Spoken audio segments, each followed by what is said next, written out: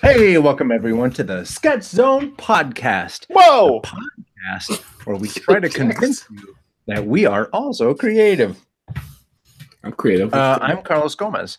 I just got an alert that Sketch Zone is live on Twitch, and we're live on YouTube. Welcome, nation. Welcome. My name is Carlos Gomez. That is Charlie B. Williams III. Hey, guys. That's it. Yeah, I'm here. I'm back. Happy to be back. But hey, excellent. Thank you. Letting you introduce Jack.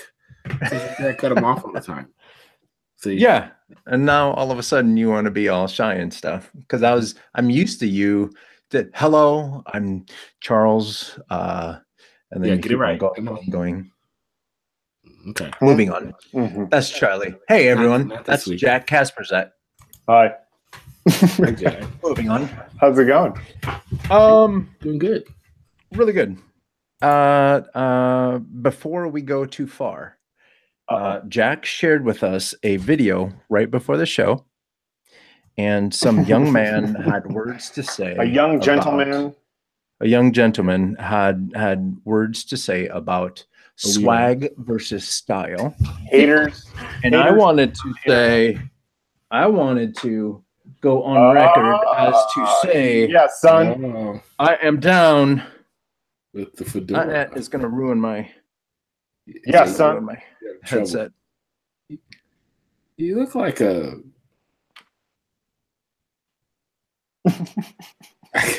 I don't be racist today. I can't do both. I had no way of cleaning it up. Charles, this is a classy establishment, and I decided it's time for us to clean up our act. So I dressed up. We'll see if we can't share the video. Dude, I cannot put my what's going on with you right now? This is not classy, whatever you're trying to do. Not classy at all. Classy. Someone had to hang on. What if I did like this? So this is so the wrong way to wear your headphones. It's like you're trying to look like you're a DJ on your first night. You don't know what to do. DJ Fedora. What we've learned. DJ Fedora. DJ Fedora. We can't be classy and have headphones on. You gotta get small headphones. Like you need. I know, and I have some. I should probably you need some like reggaeton house music playing in the background. Hang on. Let me see if this is any better. Is that any better? Is that a fedora too? Yo, how many fedoras do you have on the low? See, there we go. Weird. Like Jack, he was waiting for that video to come out so he could just pull out his fedora. I gave him $10 to make that video. So I wanted to go ahead and like some farm woman. You've been picking cotton or something. 2018 cotton picker. It's hot in them there hills. like you picking rice patties or something in the fields. My brain went straight to for some reason color purple. I love Topple. Look, Lord knows I do. Like Oprah just told you to beat her. Can we get a whoop whoop for Oprah? She got the what? Yo, that movie now is hilarious based on where everything is in Oprah's speech. Because she told a man to beat a woman in that movie. You gonna have to beat her. Beat her. Yeah.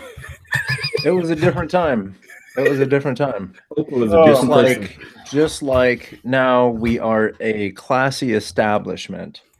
And we need to keep up. You could say that with a bent fedora on your head.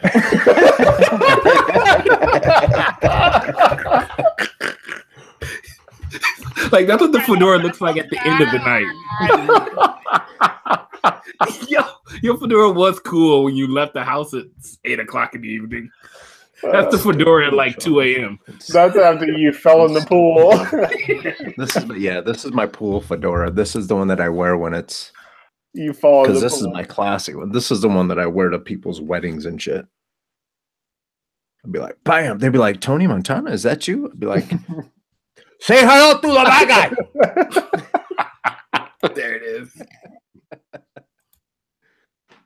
Take a look at the bad guy. It's the last time you see a bad guy look like this. This show is just All over Off the the place. rail. Actually, yeah. Right. This is. I need to figure this out because I want to be classy. there you go. So, can you even hear? I know you guys are laughing, and I don't know if I appreciate that. I'm struggling right now. Maybe I have swag. Real. Yeah. Maybe I have swag instead of style. You have to update. You have to like graduate to the class because swag is for boys. This is uncomfortable AF. So I'm gonna go back to like if you had your, you know what? I wanted your to do Apple it. headphones. There it is. That feels better. Doesn't that I feel more wanted to. comfortable? I wanted to be Back to classy. swag. You know what you needed to put on though? You didn't have the sport coat on. You needed a sport coat on at the same time, and you needed to. I want to figure out. I wonder. Hang on. Let me see if I can do it. If I could. Oh. Can you hear me? Can you hear me? Not really. Yeah. It's slow. What did you just do? I just changed. Nope. Yeah, let's not change that. Let's go back so we can hear you. Our Twitch viewers don't appreciate this. You sound like you're landing on the moon and trying to communicate to us. Yeah. Yeah. Oh, there you go. Like you use your fedora to cover your mic. Hey, so if you're watching live on Twitch or YouTube, go ahead and use the little chat panel that you have there available. Let us know if you have any questions for anyone on the panel. Right there. And on YouTube, I think it's down there. Mm-hmm. But we are available while we are not recording this show. If you use, that's right, folks. You can use a Sketch Zone hotline. That's 408-753-8248. 708 Sketch 8. If you're leaving a message internationally, please use 011-408-753-8248. So now that we have that said, let's go ahead and move on into. Let's go up to the canvas here and let's get started. I believe every day's a good day when you paint. That's right, folks.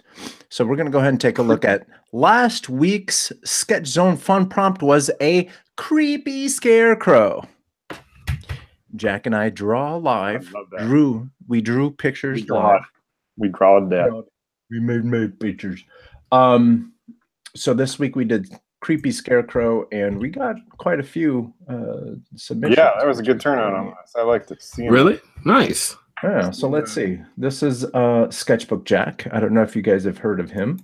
That's me. Oh, dude. A lot of people really like this one. I thought it was very well done. The corners here are lovely. A little halftone action. Mm-hmm. Let's take a look at Meanwhile Laker, which this is definitely creepy. They're like sentient tools walking around. I like the legs on this guy. Yeah, they got tools for parts. It's creepy. Let's take a look at Dare 1127, another regular. Very well done. Knock out that crow. I want to point out the fact that he's bragging a little bit because this is actually on paper, and he wants you to see that he's doing it in pen. See that pen? So showing off. Yes, we see. Showing off his face. You could just get a Photoshop stamp of a pen and just put it on all your art. That's true. He's got a pen brush. Oh, here we go. We got this guy. I don't know who the hell did this, but damn. Why is that? He's creepy. Yo, this one. This one made me post a GIF on your on your Facebook thing. You posted that because I cannot unsee that corn. You know, and I want to know: is it like half popped? Also, like what's going on with that? I posted the Cosby picture too. I thought that was extra funny.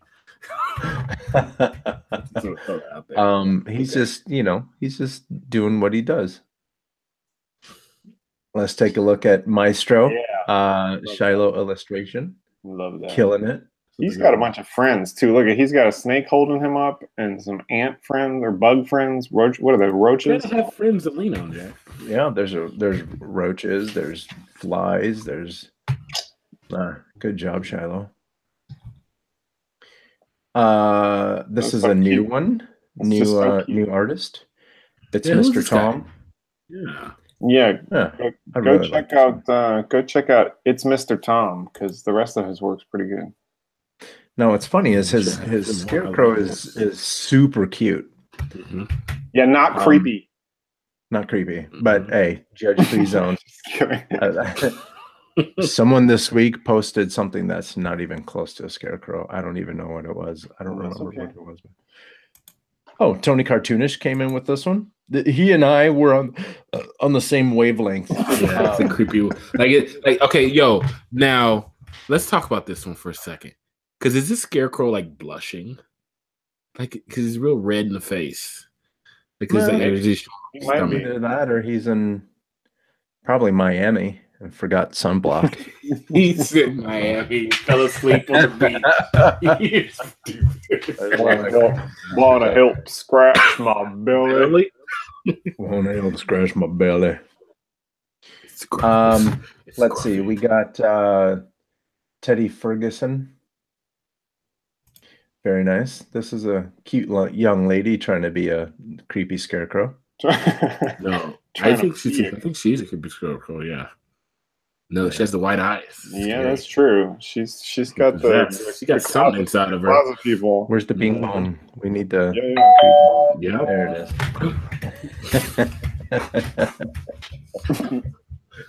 is. Oh, look at that. Hi, Dave. Hi, Dave. Yeah, he did the whole. He did the creep. He did. Do it again. That was awesome. About that. Hi, Dave. Hi, Dave. Hi, Dave. This is gonna stick. That's awesome. This is the creepy Titanic. The creepy Titanic. Let's see what else we got. I like that. Drawn by Sean. I think he's been in. He's chimed in once or twice. Great job. Drawn by Sean. This is I believe. Trained raptor. There we go. That's who it was. So let me explain something. Let me explain something. If anyone in the nation has a proper tool for reposting Instagram posts, please reach out. The one that I use is literally called Repost, and I thought it was the leader in reposting Instagram, but for some reason it's acting up. Whenever I switch over, I tell Repost to send the comment and the picture to Instagram, and now it's actually trying to find. It's not working. So if anyone has anything that makes this stuff easier, please let me know, because otherwise I will lose my mind. G. Lowry. What was his name? Mike Lowry. Sorry. Gordon? No. I like this. God, I can't remember right now. It's a little Calvin and Hobbes feel to it. Anyway, yeah, this one's really cool. I really like this one. G. Lowry illustration on Instagram. Here we go. This one is from Mamer PH. Creepy. This one is creepy. This one is a really good job. All right, let's see. Wait, hang on. Is this a caricature? Is that supposed to be somebody famous or maybe not? Good call. I don't know. What's Harvey Weinstein look like? I feel not. Stop it. No. He looked like a mashed up molded potato that somebody. This looks like big chin, like I don't know, Jack Nicholson or something like that. I'm just wondering if there's like an inside joke that maybe that's he put somebody on blast, calling him a creep. Right? maybe. Got a little grass skirt on. Look at them armpit hairs, though. Boom. Yes. Although his regular hair is like, yeah. Illustration. Practicing. Welcome. Voodoo. Welcome to the nation. Practicing voodoo. That's a scary one. And I believe that's it. Yep, that's it. So, usually we will go right now and pick a subject. Hey, we can see all your secrets. Yeah. What are you doing? There You just gave away your show. Mm-hmm. Yep. No reason to watch anymore. That's it. So usually we'll pick a number and we'll pick our prompt and stuff. However, one of our wonderful listeners / Instagram artist, Tony Cartoonish, shared with us a prompt idea. Nice. Ding, ding. We need an idea sound. Ding, ding, ding. Woohoo! Yeah, I gotta get an idea sound. Let's see. Keep going. So his idea was something has gone bad in the fridge. I do like that. I like that. I do. Are we doing that one? I like it a lot. I like it a lot. I like it.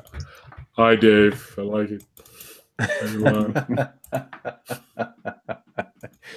So are we going to do that one? Let's take a vote. I like it. I like it. I like it. I'm in. We're doing it. I'm in. All right. Congrats. So we're going to do it. We're going to do it. I like watermelon.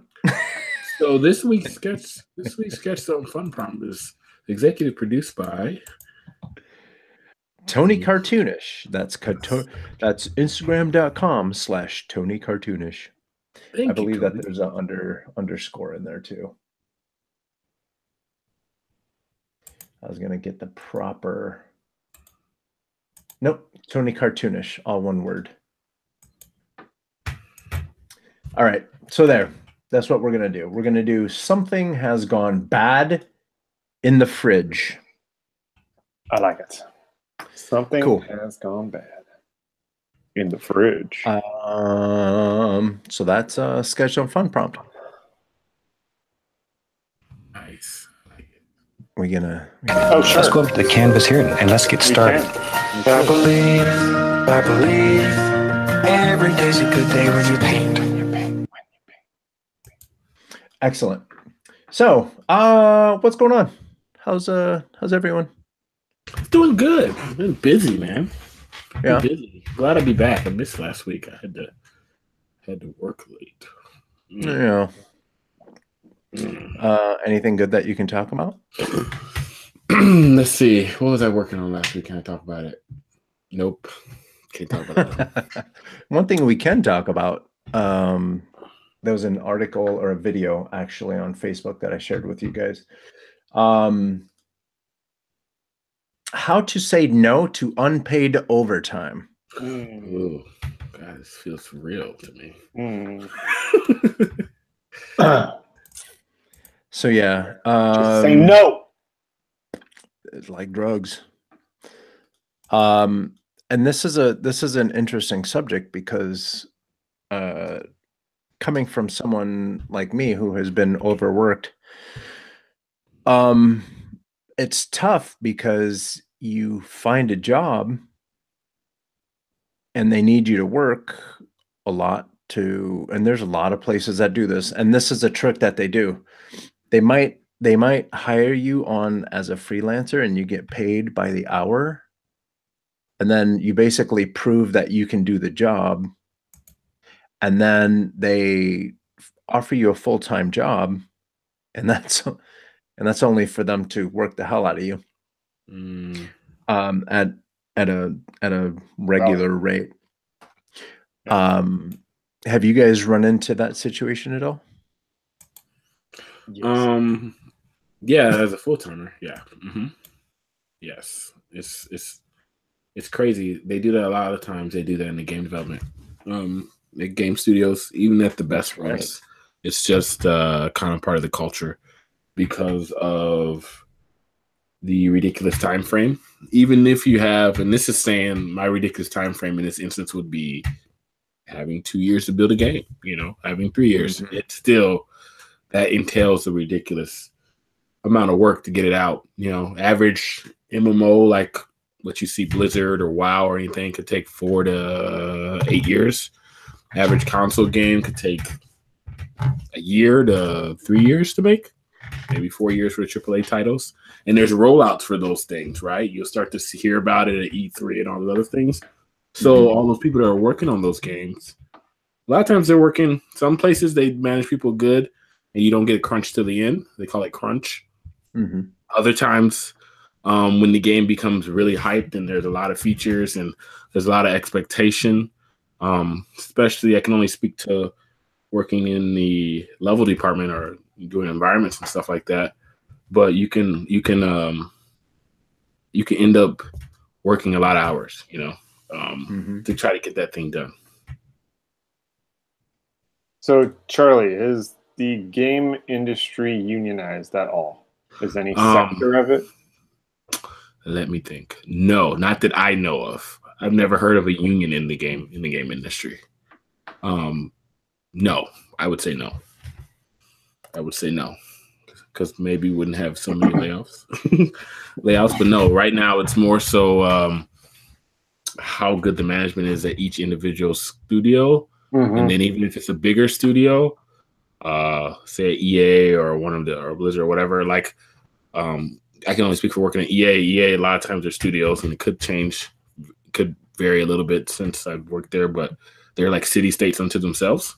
So while studio had answers to the bigwigs at the main office, depending on how well your games are doing, how well your studio's doing, is how much leeway you get with things and stuff like that. But at the end of the day, they need you to work late. They kind of work late. I think when I was at EA Chicago, they were pretty good about it, and they paid overtime. So that was a big thing with EA, which was cool, which people always tend to hate on EA about. But what was it? 2003. That wife put out one of the first viral things that went viral about her husband working at EA, and when they did that, EA changed suit real quickly. So when they changed suit, they paid overtime. So I can speak about my salary. I as a junior artist back in 2005, I got paid $40,000 a year. Anything over 40 hours was time and a half, plus stock options and all that good stuff. So when I was really, really working, I would work around 50 to 60 hours a week or something like that, but so that means some weeks I was hitting overtime by Thursday morning, so young Charlie, 24, that's a lot I was doing real good, so that was okay. But then I went to, what's called a third party studio, which has a publisher from many different, they court many different publishers. They weren't publishing their own games. That company was a straight 40 hours a week, no overtime, and they expect you to get your stuff done at the expense of, even if you have other employees that are not as good, or you have junior employees that mess you up for environments and stuff, the design department not doing what they need to do. At times you have a month to build a whole level, or a month to build 2 whole levels or 3 whole levels, depending on how many SKUs you have to do, meaning PSP, Xbox, PlayStation, whatever. And you said to get it done, you have the producer come by your office and give you the nonchalant, so how's the level coming? Kind of got milestone on Tuesday. What was your plans getting it done and stuff like that without saying, without asking if you're working the weekend, you know, or you're working late night. Actually, I don't know how I did it. I don't know if you guys speak to it. I don't know how I did it back then. I mean, I really liked what I did, so that was probably one. And the people you work with, you're chilling out, you're eating dinner with them, you're chilling. But I would go teach a class back in the day and then go back to work after I taught a class. So if the class was from 6 to 9, I teach a college class, and then I go back to work and work from 9 to like 3 a.m. And the Illinois overtime law? So that's 40 hours a week and over, or is there any day overages, or how does that work? It's 40 hours a week straight, but I don't know if you can have any overage or spill time. I'm sure you couldn't. I'm sure you would have to pay those people if they're working that late. But yeah, people would be so surprised. Oh, I didn't know you were working that late. Shut up. Yeah, you did. You know, our directors and anything else. Yes, you did. It got to the point, and I wasn't an employee that I'm pretty chill at work. I nonchalantly tell people what they need to hear in a funny way, but sarcastic at times. But I've never wanted to rock the boat too much, because I think being disgruntled don't get you anywhere. It just gets people to like put a target on your back far more. Not want to work with you. Not want to work with you, right? So I can remember coming in late, because I used to work. Coming in late on my motorcycle, coming in late like by 20 minutes because I overslept, and I lived 15 minutes away from the studio. And low key, the receptionist used to be like sending emails to the art directors on who's coming in late, you know, trying to be all nice, and then get called down to the art director's office. I'm like, I don't ever get called down to the office. Like, why are we going down here? And I said to myself, ooh, this should be interesting. So I get in there, and he's like, awkwardly asked me about, you know, is everything okay? Why you notice you're coming in late today? Da da da. We really need you. We're really all pushing. We really all need you to get to work on time. You know, blah blah blah. You guys, you know. And I was like, ooh. And then halfway through the conversation, you know how you like, it turns into Charlie Brown. And you're like, wait a minute, wait a minute. I think they're chastising me because I was late. Oh, and then it hit me. Charlie, speak up. I was like, cool. So I just said, I'm gonna have to stop you right there. He's like, he kind of half chuckles. Yes, Charlie, because I'm like, are you chastising me because I came in 20 minutes late and I usually don't come in late? I was like, do you know who set the alarm here last night? Oh yeah, that was me. You know, I was like, I left here at 3 a.m. working on your game. Why are we 20 minutes? And I let my lead know. He knew I was coming in late. He said it was cool because he was here with me, you know. And he was like, "Oh, I did, you know. Wow, Charlie, that's great. Sorry, I didn't even, you know. Please let me know in those things." I'm like, "Yo, can I go back to work now?" Oh yeah, sure, cool. Now, because of this meeting, I have to stay a little bit later. Yeah, Thank you. Know, this is like a half an hour I didn't eat. It's like the middle of the morning. I'm missing the leads meeting right now. I'm missing a meeting right now. Like, it's crazy. And that's the only time, you know, Charlie got like serious sarcastic. So I was like, why are we having this conversation? There's obviously a reason. You didn't ask me why I was late. I'm never late, you know, in the 4 years I've worked here. You want this Marvel game to get out on time? Next time, don't ask me why I came in late, or ask me why I came in late, and don't assume I'm just oversleeping because I was playing video games or something the night before. Like, it was weird. So yeah, I don't know. Something really similar happened to me when I was down in Hollywood. Oh really? I was working, and I purposely got an apartment literally 2 blocks away from work because I knew it was going to be like that. So I would walk to work at, you know, 8:30, 9 o'clock. You work till about 2 o'clock, 3 o'clock in the morning. And then you blink, you have an extended blink, and then you go back to work. And then it was lunchtime, and I told the project manager, yo, look, I'm dead. I didn't get home till 3 o'clock in the morning. So I'm going to take an extra half hour for lunch. Because my thing is, I don't mind working hard. But the big thing of trying to get things out the door is you need to communicate. Mm-hmm. Right. So at 3 o'clock in the morning, I sent an email saying, it's 3 o'clock in the morning. This is what I have done. Here's a link. You can check it out, blah, blah, blah. So you set the table for what's about to happen. Right. So then I go and I'm talking to the project manager. Hey, I'm beat. So I'm going to go home. I'm going to eat a little something. I'm going to try to get some sleep.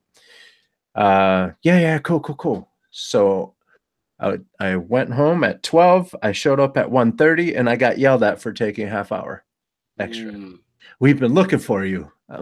Did you ask the project manager? Did you check your email and all that stuff? I don't know what else to tell you. I was looking for all y'all at 3 a.m. last night. Yeah. Right. No one was here. I don't know. I really struggle. with this because we inevitably still. I don't know how to deal with it. Even where I work now, we still tend to have late nights that we work every once in a while. Right. But since I've become head of department, I've made it my mission to, if that happens, it only happens once. And by all means, if you have something to do, then you never will hear me tell you to stay, because you're here because you want to, not because we're pressuring you to stay and work for free. Mm-hmm. But and that's kind of how I've dealt with it, because like I said, I've had those stories like I told you guys earlier about it, and I was like, as soon as I became lead, that's the first thing I thought of, how do you deal with that? I don't know why that came in my head back when I got the promotion early last summer, but I was like, oh my God, I'm gonna be that dude. So then maybe I end up taking on more of that responsibility and making sure they're not there too late or not there at all, or feeding them or doing whatever I need to do, and being like, yo, as soon as you need to cut out, be out. I'm not asking you. Right. If you're working an hour extra, cool. Because technically you have a leg to stand on with that, Right. Carlos, in our group chat, you posted that Christo video, which makes total sense. And I would never have that type of conversation with one of my artists, because anything you can give me, that's great. We're just trying to get ahead, but anything you can give me, cool. And then I'll deal with the rest. We'll figure out how to get the work done if you can't do that. So I leave that option open. But yeah, how do you deal with that? I don't know. What do you think, Jack? Let's call you Jack. Well, yeah, I don't know. It's a complicated issue. I mean, the easy thing is to just say that nobody should be doing anything for free, and that if you're working, you should get paid for it. But we've all tried to be impressive, and especially when we're starting up, and the young artists and guys new to the industry, they tend to still be passionate, and they don't have particularly dense home lives they need to run home to, and they want to get the promotion and look good. So it's easy to justify and to actually be into working late, even if you're not supposed to. But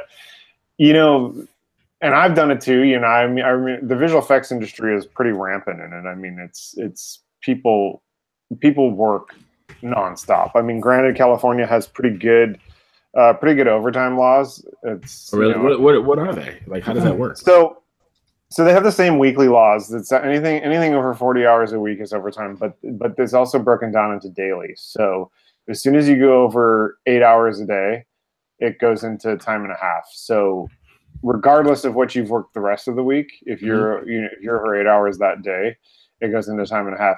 If it goes over 12 hours, then you go into double time. Which on some visual effects projects is not uncommon at all. There's, especially in commercials and really tight turnaround stuff, you got people there working 14, 15 hours a day. So in that sense, it's nice, and guys do really well. Their paychecks are fat, and in a way, it kind of feeds it. It feeds the overtime work ethic. But in does it hurt the company? Companies go under because now they have to pay. Well, yes and no. I mean, it is worked into the budget. I mean, producers are obviously pretty well aware of these overtime laws, and they try to budget it out. But I think one of the problems with the visual effects industry in general is that none of the productions ever front load their productions. It's always staffing at the end when you're trying to fix it and get it done, and put gum in the holes of the dam wall that's all about to explode. It's like we hire tons of people at the end, often really expensive people because we're desperate, and we end up paying a ton of overtime. And I think a lot of it is just poor management and it's bad scheduling. And if you were to front load and do your proper prep work and have a large enough team up front, because what everybody's afraid of is burning through that budget, right? So they staff with these kind of small startup crews, and they burn them as long as they can until stuff starts to get tight, and then they start staffing up heavy and issuing the overtime. So I mean that's kind of the the perpetual pattern. Is it's like they just start shelling out overtime at the end.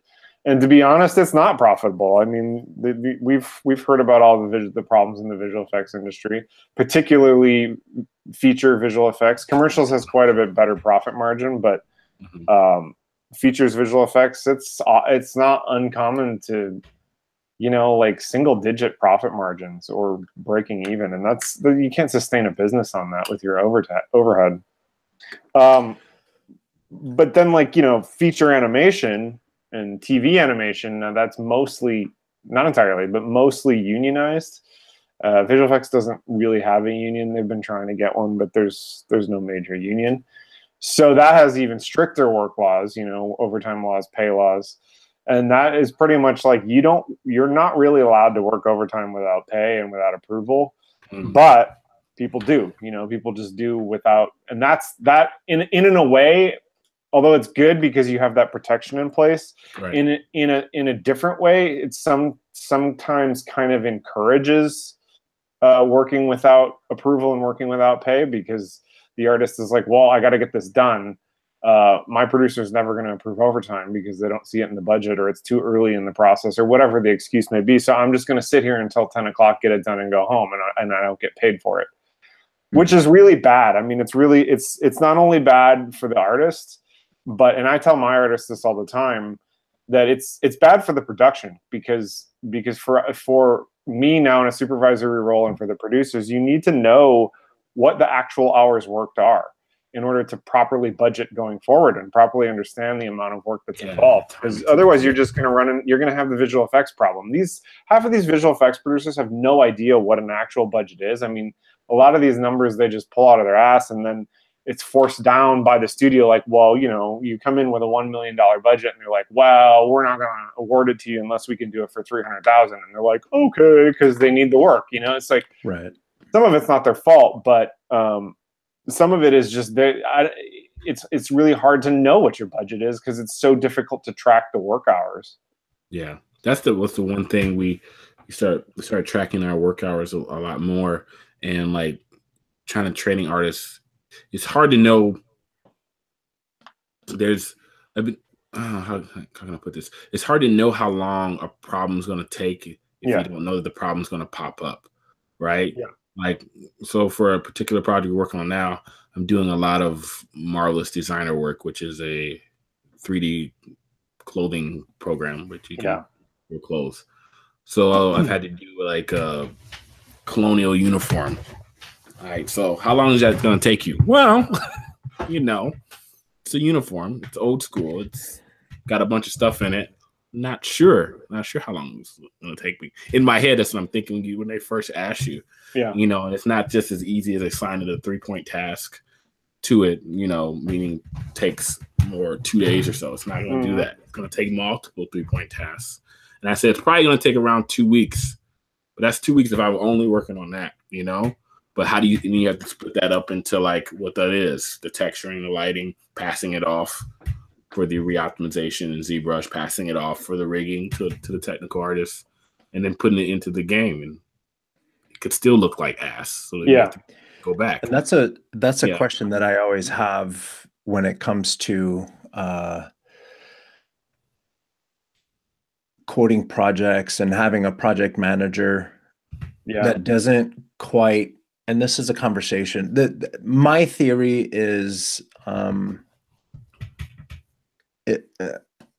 I'm not trying to badmouth project managers at all, because they're definitely a necessary part of the process. Yeah, for sure. However, we always run into project managers that don't fully understand the development process. Yeah. They went to school for spreadsheets and for keeping time on things and doing all kinds of necessary things, but they don't fully understand that you can't, just because the client calls up and says, hey, we need this done in 2 hours, you need to automatically know that you can't always say yes. Right. Yeah. And that's a lot of times I've been a part of a situation where we always get painted in a corner, and all of a sudden I'm the one that's sitting there till 3 o'clock in the morning. Yeah. What do you guys think about, like, for example, like back in the day, you would have what's it called? People that study under you. Apprentice. You would have an apprentice. The apprentice would understand the job that needs to be done. And then the apprentice would then go and, make candles or do whatever it is that the apprentice do. And then the master would then be able to do the project manager role, or vice versa, depending on the situation. You would have an apprentice that would learn the process and then be able to speak the conversations to the clients and be able to give them a more educated answer as far as what to get away with and what's good and what's not good. Right. Is there any validity to that theory? Yeah, I think, well, I don't know. I guess it kind of depends on where the apprentice is coming from, and I mean, what the general relationship is in that type of structure. If the apprentice has effectively come from the same background as you, and again, this is unique per industry, per situation, per studio, but I think in some ways we do have that in a way. A lot of times you have, like, say, a production coordinator, or like some sort of production manager type role, who's learning to be a project manager, or a line producer or something like that. And they've effectively come up from the same route as the project manager or the line producer, and so they don't necessarily have a lot of the in the pit work experience as the artists. That said, I don't know that I would trust a lot of the artists to make proper budgets and run a business like a business. But I think that that balance that you're talking about, that having someone to check your project manager or your line producer, is really important. And in fact, I think that is perhaps the thing that's missing in a lot of productions, that they have these really clear hierarchical roles, where kind of the producer is one of the end-all be-all positions, when in reality there should be, and in visual effects there is that, you have like your visual effects supervisor is kind of on the same level as the producer, and they're supposed to balance each other, and they're supposed to, the visual effects supervisor is supposed to tell them, this is how long this is going to take, and that's not doable, and you need a lot of money for that because that's new tech or whatever. And then I think that works to an extent, but to your point, I think bringing in, some of the quote unquote lower end guys that are in the pit doing the work would help. I think that is key, key advice that gives people a more realistic idea of, because, these visual effects supervisors are promoted and have been doing this, they haven't done the actual work for a number of years. So they're a little removed from it. Yeah. I think this is one of the things that, like, once I got my promotion, that I talk with our studio GM the most, and I get like a special time each week just to talk to her about things that that affect the art department. And this is one of the things as the creative director at work that I have to deal with in terms of like giving a number to these things, kind of like the VFX supervisor. And our GM does a good job in our sprint planning meetings every Friday of being that mediator at the end of the day. I can tell them if it's possible and what these should be. They individually ask the artist, but I tell them that like somehow I want to be able to vet this a little more, but I didn't want to take on the responsibility of like vetting every single artist's workload, because they should be able to know how long it's going to take them to do something and stuff like that. Because like my GM pointed that out to me in a meeting before. It's like, are you saying you want to do it for everybody? Because that's a totally different process than what we do. So she does a good job. She started out as a project manager in the different exhibit spaces and stuff like that. So she does a good job of kind of knowing the software side, but also having at work, the project managers also have to work with fabricators and stuff too. So they have to do a little bit more where they have to do both and then manage both. But the one thing that we are continually developing there, and our project managers at work are pretty stellar, but we still, like everyone else, get caught up in like them not understanding how, VR game works or interactive experience works or whatever, in terms of like getting in the weeds from like a programming side or a dev side. So it can be a pain point at times in terms of like how long things take, or not understanding that, this was set to be done by Friday. And yes, we did agree to this, but in the middle of production, this came up on Wednesday, which kind of halted things. So I've had to learn to kind of like come up with the ideas of like, let's do part 1, and then achievable task is done by Friday for this part. Not saying that the whole task will be done in like the 2 days or the maximum 3 days supposed to be, because that's impossible to do. But if this is a part 1 of 3 and you give actionable, goals by Friday, then we do that. And if something doesn't happen or something comes up, then we have to be able to pivot or talk about that. And sometimes project managers, no matter who it is, don't like that still, because they feel like, oh, well, now we're behind, you're not getting stuff done. Well, yeah, you could say that, but at the same time, if we know when art lock is going to be, it's going to get done. It's just that like you can't foresee all the problems, and I think that's the really hard thing to convey to someone who's not an artist or not a dev. And the other hard thing to convey is like, which I'm sure is hard for the project managers to convey to the client, is iterative work versus like looking at something and taking it at whatever they see at face value, which is what clients do. And I have to keep telling project managers that like,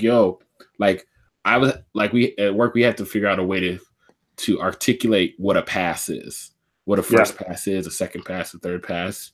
And I said in the meeting, well, we're getting into like semantics. We just find a different word that makes you feel better. But at the same time, I understand too that like, hey, we have to like learn how to describe what those things are to someone who's not artistic. It's not always just done after we model a model, or build something or design something.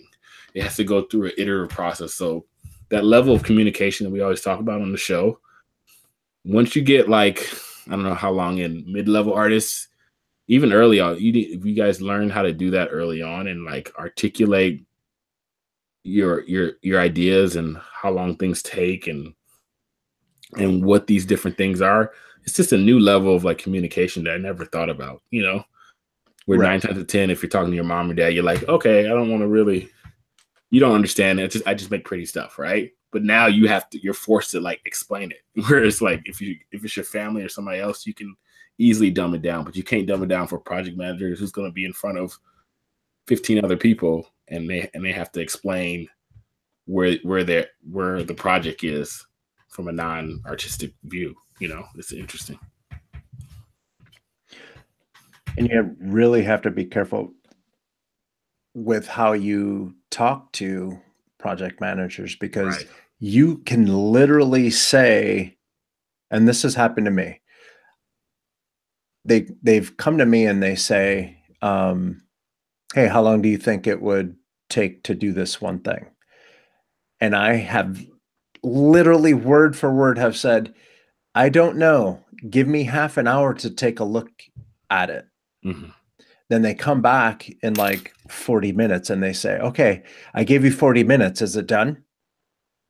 And you're like, I needed half an hour to finish what I was doing, save it all, take a look at the problem that you say is happening, and then I can tell you what it is that that needs to be done. But I need to take a look at it. Oh, you said it was going to be done. Nope. I have to be careful with you. Have to be careful with how you.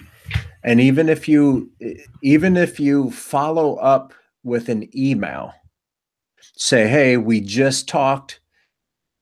It's going to take half an hour to take a look at that. I'm finishing up this thing. I'll talk to you about what needs to be done in a half an hour, whatever. You need to be super, super clear, because it's amazing how many people hear what they want to hear. Yeah. And especially if the project manager has a client on the phone. Yeah. The client doesn't know what's going on. They just know that they need an answer ASAP. So that's when everyone starts to hear what they want. Yeah. Communication is super important with those things in terms of like clearly articulating what that is.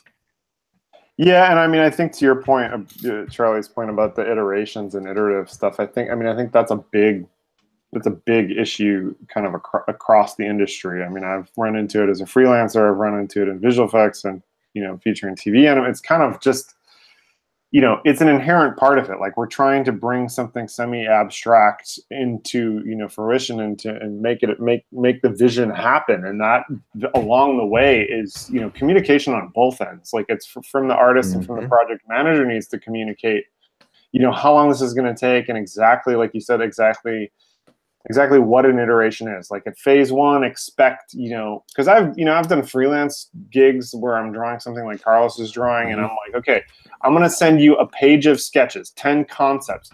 And I give him this page of sketches, and so I've had the answer where it's like, well, I kind of like that one with the, the triangles and the ropes or whatever it is, but are we going to get some color? And I'm like, oh my God. It's a page of pencil sketches. It's a page of, I said, a page of pencil sketches. Well, no. I mean, I understand that, but are we gonna get cut? Oh my God, it's like, and I'm like, yes. After we approve a rough design, then we're gonna do an iteration pass with colors. But I won't know if the colors. Maybe we won't want the triangle with the ropes anymore once we see it in color. And it's frustrating. But that said, it's not all on the artist to be communicative about these iterations. I think the client, and this is for those to some degree we're all clients, but I think the real client that's paying you or whatever, they need to be clearer about their vision, and sometimes it's up to you to get it out of them. I think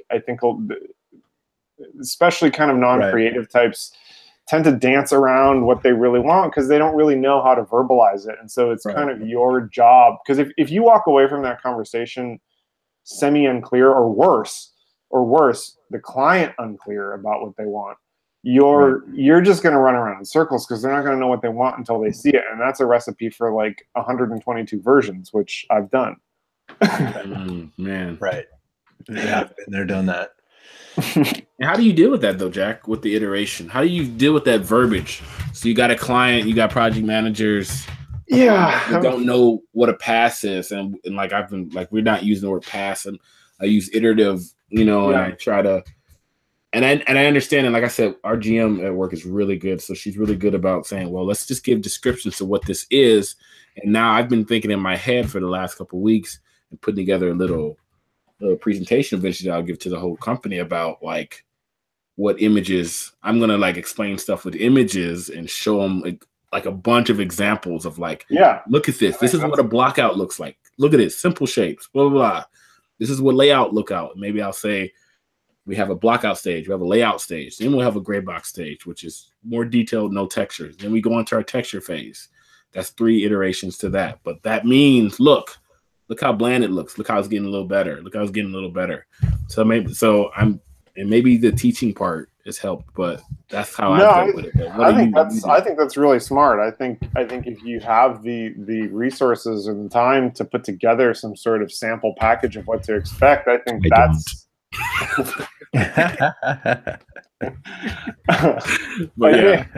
I mean, I think that's ideal. I think that sets, because it's one of those things. I mean, even for people who are creatives and visual learners, sometimes you don't really know what you're thinking about until you see some even rough representation of it in a visual form. So I think even just laying that out, and this is the process, I think that's the best way to do it. And that is kind of what for my freelance stuff, that is kind of what I ended up doing. I just had, I had this one sample project that, I had the roughs, I had the variations, I had the colors, blah, blah, blah. And I think that does really help. As far as like the animation world and, the production world, it's weird because you kind of walk on really fragile ground, because your clients tend to be, I guess I'm talking more about the visual effects world here. Your clients tend to be, pretty well-known professionals that are somewhat established. And if they're not established, they have an ego that makes them pretend to be established. And that kind of stuff can often come off as really patronizing and kind of, they don't want to bother to even look at it, because it's like they feel like they know what they want. I'm a director, I know what I want. Like, because if I don't know what I want, then I'm weak. But as soon as you start getting into the creative choices, it becomes pretty clear they don't know what they want. Right. The nice thing about this type of industry is you are surrounded by a whole bunch of other people that are doing the same thing you're doing every day, and they all kind of speak the same language. Mm-hmm. So for the most part, I think that communication is fairly easy. Like I'm trying to describe a situation without getting myself in trouble or giving too much away. But like, say you work with somebody who's not really the visual, the visual person, or not even really a creative, and trying to describe what to expect, what is possible, what is not possible in the given time and the given budget. Like you said, I think setting those expectations up front is the most important. But when you can't do that, I think you just have to be as clear as you possibly can be, and not afraid to say no. That, like, that's just not possible in the given timeline. I mean, at the end of the day, everything's possible. Like, we can pretty much make anything visual possible. But with your budget and your timeline, it's like, that's going to take this much longer. And there's a chart that yeah, I know exactly. It's a 3 levels or 3 selections: fast, cheap, and good. Yep. But you only get to pick 2. and it's true, man. That law holds up very well. So if you want it good and fast, it's not going to be cheap. If you want it cheap and good, it's not.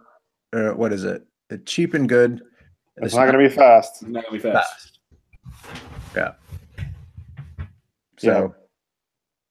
And I think with the increasing speed of technology and budgets shrinking, and kind of we're getting used to faster turnarounds and faster pipelines and faster productions in general. So I think in a way we're kind of breeding this into clients and into ourselves. We're breeding this entitlement of expectation, of kind of unrealistic expectations of what's actually possible. And we're forgetting about the fact that there is still the physical man hours involved. Right. And like Charlie said, which I think is so important, particularly in this industry, is the opportunity for mistake and development and learning. And like, things don't always go like you're running, a multi-million particle simulation. Like, the wind isn't always going to blow exactly the way you want it to blow.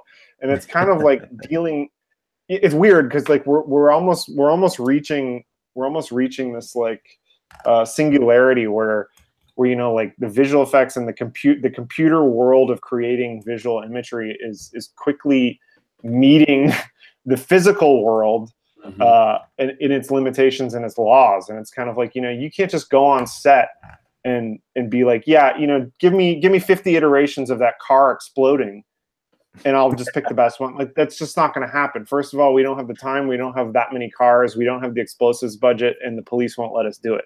And, you know, it's like, we're quickly getting to that point in the visual effects. And I'm sure, Charlie, you can speak in the VR world, like where there's all these, I won't call them physical, but there's these limitations that are, in a way, we're like trying to remove limitations, but in another way, like, as the technology advances, we're creating more limitations that actually do hinder that type of production. Yeah, for sure. And like we talked about this before too, like the physical limitations of, like, especially when you get into VR, of what you can physically do, or what people can take, or what certain type of people can take in terms of frame rate and all that good stuff. And like, there's a real R&D that has to happen when you talk about user experience and user flow and stuff like that, and UI for VR, and how do you engage a person, or convention goer or whoever, so that they understand what you're trying to show them, if you can't have a physical HUD because the camera's always moving. Right. And we've ran into that each time, where I'm like, we need more time for this, put more time in the schedule for this. And sometimes we do get time to put R&D in there, you know, where there's just like, we're just figuring out what we're going to do for this week on this task. And those are really nice to do, and it helps. But, you know, those physical limitations that we have, you know, because we want to add more polys to a scene, or we want to on the back end have it do more things, that then inadvertently cause us to have to step back and be like, yo, we're gonna have to like research some tech to figure this out. You know, sometimes that doesn't get budgeted in, and then we get into our original talk of like, I guess this might need to be a late night because I don't know how to fit this in. And you sympathize with the project manager too. You're like, because a couple times it's been like that for me. I've been like, I'm just gonna have to work late. Just me, because I'm like, I don't know how to fit this in logistically without giving myself an extra day in the week, without having an extra day in the week. So I'll say, I'll just do 4 hours here and 4 hours here, and now I have another day. So, and I feel like I've cheated the world. And thus you don't see me here on Sketch Zone. Sorry guys for last week. But it happens. You know, what do you think, Carlos? What's the best way to train non-artists and project managers to understand art? To be 4 years worth of art in a week. I mean, or more. To be as frank as possible, communication is the only way. And patience. And patience, right? Patience, that's a good one. Yeah. Because hopefully so project managers that actually care, that are actually really good at their job, will sit there and ask you questions. What is it that you're doing? What are you going through right now? How long does that usually take? They ask really good questions to educate themselves, and you have to be patient with that education. And then that's just a small price you pay, because what happens is you learn how to communicate with that project manager, and they will also be able to, the more you share with them right now, the less they have to ask you later. Yeah. So for this project, you might have to walk them through and be like, look, this is what we're doing. This is why you can't blow up 50 cars. Mm-hmm. And then the next project, when the client comes back and says, hey, we want to blow up 50 cars just to see which one is the best, project managers now you have armed that project manager with the technical jargon that it takes to be able to break it down to the client. Yeah. That does feel good when they get that too. Because I've had a project manager even ask me today about a certain thing. I'm like, well, you can't really do that because then it's a snowball of like all the other features that the programmer's gonna have to build in to have that background dynamic and be able to type in what you want. And it's nice to walk by their desk later and hear them talking to the client, confidently and freely, like, yeah, you really don't want to do that. We're gonna keep that static because of this, and then you can hear the client be like, oh wow, you guys got a hold of it.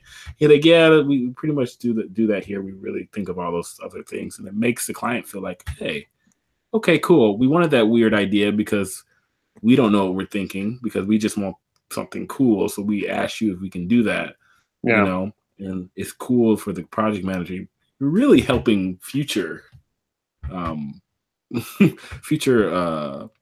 people that might work with that client also to try to set them straight. Because sometimes they just don't know. It's like a kid in a candy store. Oh, can you make me this? Especially with creative stuff. If you do have a project manager that you're giving all this information to and they just ignore it and tell the customer, oh yeah, totally, we can totally do that. Now you're working with the jerk. Because say yes are out there. Those people are out there. And it just seems to be that I've worked for all of them. But but what you do is you just have to hopefully you're not working with those folks, and you have to, especially with people that don't necessarily want to use your information, you have to, that's when you start what's called a paper trail. You email, you continue to do that. So then, because then when things start to fall apart, that's when you go back and you say, no, you remember this email that I sent you? This is exactly what I was warning you about. And you not that you want to set people up, but you do kind of have to cover CYA, cover your ass. But then, I mean, if you're dealing with the cool project manager or producer or whatever you're dealing with, usually they want to do a good job too. Yeah, they do. So you give them enough material, you give them enough information to go be successful, because if they're successful, that means the team is successful. Right. The more information they have, the more understanding that they have, the less you have to stay and work till 3 o'clock in the morning. Right, exactly. Yeah, you want to arm everybody with the same knowledge you do. And like you, and Carlos, you said it earlier. You said patience is the key, right? You got to be patient.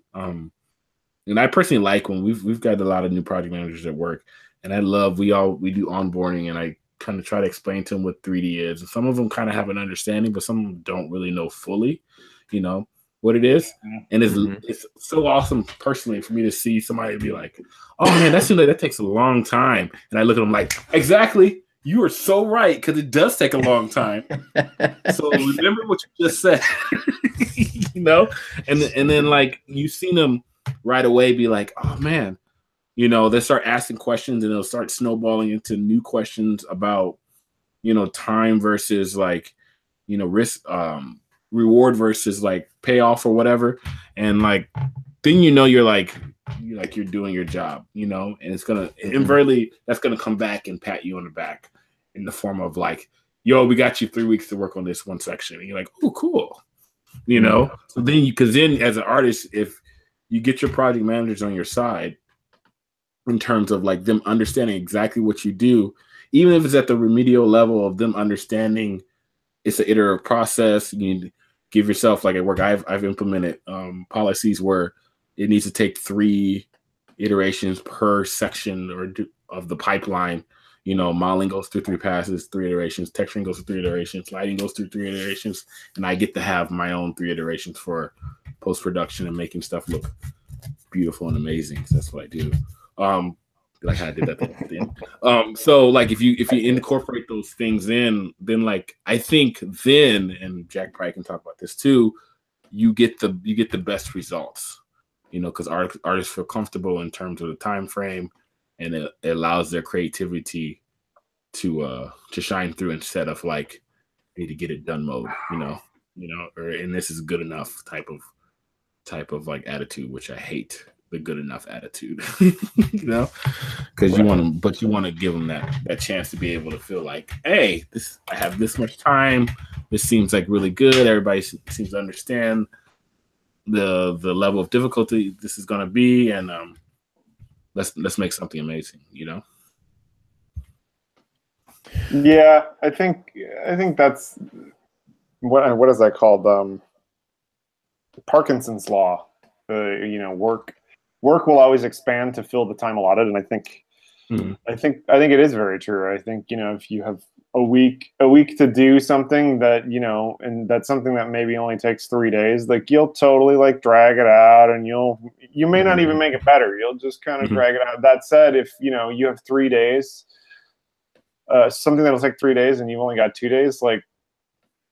It's somehow we're always finishing these projects, right? I mean, we're getting them done. Always gets done, yeah. And yeah, aside from the companies that go under, like we do these projects kind of regardless of the schedule. So I think it's important to upfront to let everybody know like what the schedule is, what the expectations are, what the deadlines, the tent poles, and like you said, the iterations are, so that as you're going along, like people can mentally prepare and kind of pre-plan, how much time they have to joke around, and how much time they have to actually do work. And if their time is cut short, or they feel like they don't have enough, either bring that up, or to kind of start to think creatively about ways that they can achieve this same or similar result, in that compressed time frame. Yeah.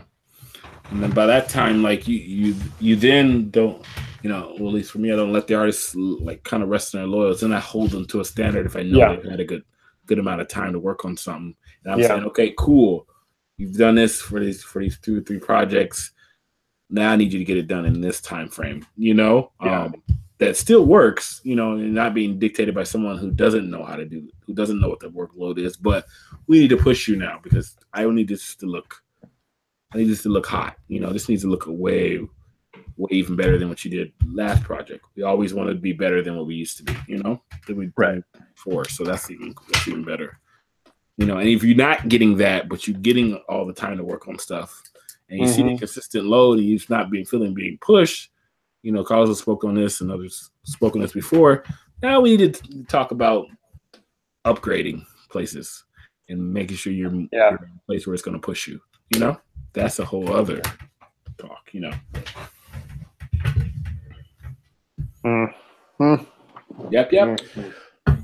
What we were going to do is we were going to talk to Charlie about Charlie and what he does for a living and everything, but we're an hour and a half into this bad boy, and I want Charlie to have like a full-on show to talk about what he does. Yeah, I totally forgot that's what we were doing.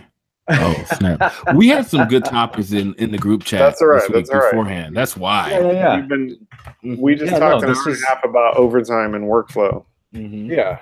Now the good part about overtime, this has happened, especially when I was working in Chicago. I was a contractor, and I was working and doing,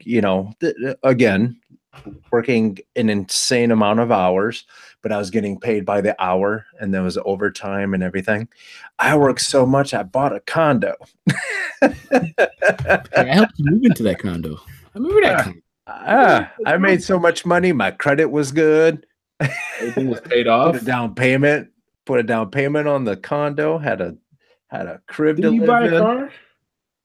I bought a motorcycle. You bought a motorcycle. You bought a motorcycle to spite me.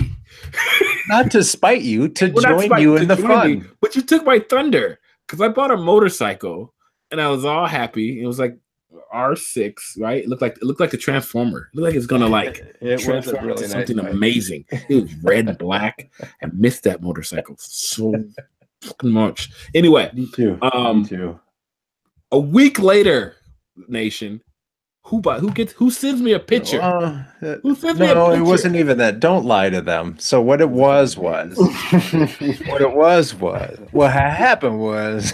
See, the way that I never knew anybody could be more impulsive than me. Set up.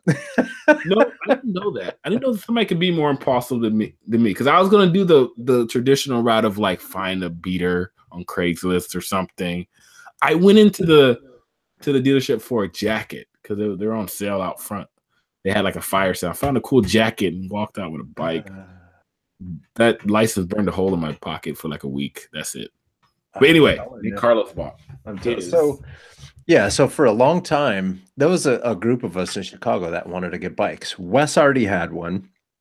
He was a veteran. You got one. I always wanted to get one. And Scott Sidman wanted to get one. His wife wanted to get one. Yeah. Yeah, so there was a group of us. We're going to have like this super geeky, nerdy motorcycle gang. And so Charlie goes, yeah, I got my motorcycle license. I was like, oh, cool. I've always wanted to get mine. And then you went out and got a bike. And I was like, dude, I'm sleeping on this. Like bucket list time. So I went and got my license. And I think got in that class that I couldn't get into because I paid for my like private class. Somehow got into the Illinois State class, which is always filled up, guys. It's filled up every year. I super got lucky. 2 weekends later, I had my motorcycle license. And then I call Charlie and I go, Charlie, do me a favor. Yeah, that's what you did. Take a look online. Let me know what this Honda Sabre, it was an 1100cc bike. I was like, how much is that? And you're like, oh, da, da, da. You my stupid bus looking up like tech support. I was like, all right, cool. You're like, where are you? I was like, at the motorcycle store. And I was like, wait, what? And then I bought a motorcycle. And then Charlie went and took me to pick it up. Oh, yeah. That's my boy. He's like, I need a ride to the store. I was like, I'm on my way. I was like, can I get a ride? That was pre-kids where I could just drop everything. Yeah. Just yell out, I'm leaving. I'll be back. Yeah. But yeah, that was good times. I miss my bike too. I think I yelled to Monica, Carlos is buying a bike, motorcycle. I'll be back. I got to pick him up. Wait, what? Wait, right here. Long story. Tell you later. Yeah, I had that bike until I lived in LA, and then some lady bumped my handlebars with her side mirror. I was trying to lane share, and she merged into me, and she clipped my motorcycle, my handlebars. And so later that week, I sold my bike and bought some golf clubs. I've had near. I was like, this is not how I'm gonna. I've had near bumps like that. I've had cops bait me into like popping wheelies on the expressway in front of the Sox Stadium. Oh no, Chicago PD. I don't even know why they were on the expressway. It's not even their jurisdiction. Nope, you're not baiting me. I know how this story ends. Speaking of stores. I know I shared this link with you guys. We have these new Amazon Go stores. Talk about it. I don't know if they're all around the world. I don't know. They're not. Illinois, so I don't think they're here. I think there's only a couple of them. Yeah, I think it's cool. Oh, look at that! I've been sleeping on the chat. Robert Taylor says, "I'm happy to see the ghost in that miniature closet hasn't eaten Charlie's soul yet." And by Charlie, let's not talk about the closet, please. And by Charlie, we mean Sir Chasington. Oh yeah. Yo, don't do that. Yo, who is on the chat? Wait a minute. Charles, see if you can figure it out. That Chasington the third. There's only one person that's trying to push that narrative. Narrative. That's Andrew. See, and this is why I can't stand your ass. I can't see. You come into. This is my time. See, Andrew's a programmer. This is my time. and like we're constantly giving each other all type of grief during the weeks. And he's infatuated with trying to get people to nickname me different things. And this Chasington thing. Chasington is one. Stop talking. Don't even say it. Not like you don't have like 2 million nicknames already. I know. We have a couple of them at work. So one day the Randy, our other business development guy, was like, "Yo, Chaz." And I'm sitting there working. I'm like, I was like, did we just hire someone new? I'm like, okay, Randy. What? Like, damn it! Do I even look like a Chaz? Chaz seems like he should be wearing a white V-neck with a pink shirt or something. it's like nothing speaks Chaz to me in this thing. So does Chaz wear a fedora? Yo, Chaz would wear all types. Well, probably wouldn't even wear a fedora. He'd probably wear like a neck scarf or something. What is that? What is that called? What is that called? A cravat? A cravat? Cravat? Like the old school scarf. Like an ascot? Is it an ascot? Ascot is one. Yeah. I don't know. But I don't think Chaz is gonna stick. Thanks, Andrew. So what? Andrew on the YouTube chat? How about Sir Chazington III? Is that no? It's not. Because Chaz is I work for Chaz. And now they're feeding into it. Andrew, I can't. When you get back to work, he's on vacation this week, so he has nothing to do right now. Robert Taylor says, technically, Charlie has 2 legs to stand on unless I've missed something. Boy, Charlie has 3 legs. What is that? From what I understand, Charlie has 3 legs. I ain't even gonna hit the ball. Where's the sound effect? You want that? Okay. Oh wait, I got a better one. We're gonna need like the extended dicks. Excuse me. What? We're gonna need like the extended dicks.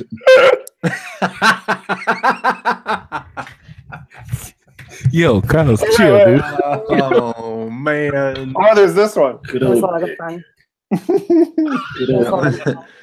Good old dick.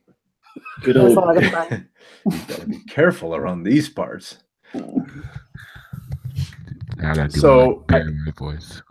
Yeah, I don't know if these stores have hit the worldwide audience yet. Oh right, we were talking about Amazon stores. But yeah, apparently the feature is here. Not just for the simple fact that we can have the talented Robert Taylor watching the show as we speak. However,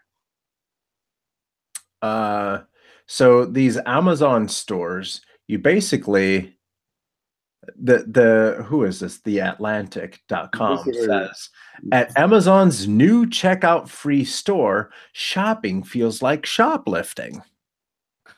I can see that. The gist of this is you walk into the store and you have the Amazon app running on your phone, I'm assuming.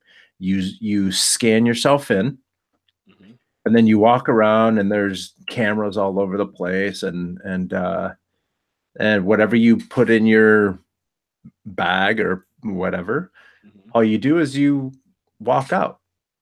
There's no tellers, no nothing. Yo, that's so like some future stuff. It's so crazy. When I read this, I was like, I want to try this store. I'm down too. How many cameras? That's what I want to know. I want to know behind the scenes. How many cameras are in this store for you to be able to for them to be able to watch you? As soon as it comes in, it scans you, and then the cameras watch. When you pick something up off the shelf, and then if you don't want it and you put it back, it knows that you put it back, and in your virtual cart, it takes off the virtual cart. It's like crazy. It's like crazy stuff. Yeah, is it all? So it's all camera based. That's how it knows, or is there chips and sensors or some sort of different sensors on some type of sensors? When you come through the door, it makes your cart, your virtual cart, active. So then the cameras are knowing when you pick something up and put something down. Is the way I understand it. So now the question is, now that you're working all this overtime and you're getting paid time and a half to two times whatever to double pay. Now you just walk into an Amazon store and you play with stuff and you walk out with the stuff that you want. It's a lot like what you do on Amazon.com. You click a button, all of a sudden it shows up at the house.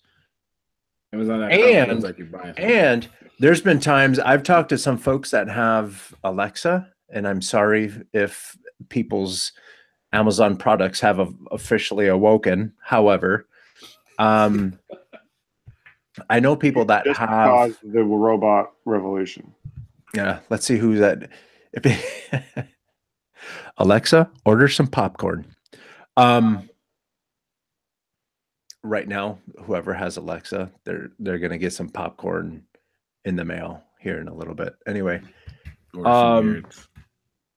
yeah, so that's happened where they're just having a conversation. They don't even say, they don't address the device, and things, just some of the most random things show up at the house. They didn't order it. They didn't have it. It's Alexa was sitting there and she decided that someone needed whatever it was, a whole case of whatever it was. And yeah. I mean, so you think, is that shopping efficiency? But do you think that's just part of the technology that will evolve and that will get better? Or do you think that stuff like that is kind of inherent in all this new stuff that's voice driven and eyeball driven and whatever the hell else? Like, yeah, I think it'll evolve and just get better and better. Right. I kind of want this for grocery stores. I agree. The grocery, man, those checkout lines, right? If you just got cameras, just walk out with a big shopping cart, I would love. Yeah, you just like you got your kids now. You don't have to worry about the whole like, you know, they want candy while they're standing in line and they're being bad, and you can't beat their butt anymore. That said, your kids are just gonna grab stuff and toss it in your cart, and you just got charged. Yo, and but at the end of the day, the company though, the grocery store is like, yo, we kind of like that, you know. Because then what if they start like enticing kids? Like they will their product low and stuff, so they pick it up and put it in their car. Man, this is gonna usher in all sorts of new weird laws and. Yo, the marketing people are gonna be like, how many times have you been at the grocery store and some lady is there with her kid and you hear her say, "Now, Johnny, I told you no with that candy bar. Now take it back inside." Mm-hmm. Johnny has a candy bar in his pocket. Johnny gonna get smart and just throw stuff in the cart underneath the bread. Right. Mom gonna get home and look at the receipt and be like, "Yo, why I got 5 candy bars on this?" Johnny, he's like, "I'm working on getting some diabetes." Johnny's up in his room, covered in Alexa, give me diabetes. Alexa, give me a bag of diabetes. Diabetes. Diabetes. Diabetes. I got time for that. I think I'm afraid to say "me gusta" in public. Me gusta. There you are. I said it. Good. Do you guys think that this is like a horrible invasion of privacy? Oh. I don't know if it's a horrible invasion of privacy, but it's certainly only invading something you bought. Yeah, so, I mean, if it's an Amazon chip or an Amazon pin that you put on your purse, or like Amazon card that you put in your wallet that gets scanned, you know, it's not your bank card. You know, it's gonna, you know, I would think, an Amazon credit card is what you would put, and as long as you're able to like have that as a lanyard or something around your neck or something where you can be able to scan it, or you just scan it right before you walk in, kind of like turnstile when you're getting on the L or the subway. Mm-hmm. You know. Yeah, I mean, I don't to close it out. I don't think it's invading any sort of like financial property, or or now they somehow know what you buy. I mean, we've always known what people buy. That's nothing new. But what I think it does introduce is kind of these. I mean, especially with the amount of cameras and stuff, like they're going to start collecting data about how long you hold Fage yogurt in your hand versus Yoplait. And you thought about Lay's, and all that is going to get sold to these advertising agencies, and like what I mean, God forbid, in like a Black Mirror type of universe, they start selling this stuff to like your health insurance, and they're like, well, I mean, but in theory they could do that now. I mean, you could find out what people are buying, but I think that type of stuff is going to get even. I mean, because we're sitting here talking about stuff, and everything we talked about today is going to pop up in our Facebook feed advertisements tomorrow. Like, Facebook is so on it that like you just talk about anything, and all of a sudden there's an ad for it. What was the other day? Jack and I were talking about something just the other day. Oh, because so last week we talked about how I need a more powerful computer, and I went out and I got an old Mac Pro. Mm-hmm. The trash can. The trash can. By the way, it's a beautiful machine. It's super silent. I love it. Yeah. Anyway, and Jack and I were talking about Jack might need a new machine soon, and we were talking about, I was like, oh yeah, you can totally upgrade the RAM, and I found out that if you upgrade the RAM, it does not violate your Apple Care. Mm-hmm. And you can change the hard drive. You can even upgrade the processor. And so we were talking about that on Facebook chat, and all of a sudden, like, other world computing ads started showing up, and other computer part ads were showing up. And I was like, man, you guys don't hesitate. There's it was crazy. But one of the parts that might be an issue is because I real quick read the article, and it talks about here's one of the paragraphs, and we'll put the link in the show notes. So if you guys want to go read more about this incredible store,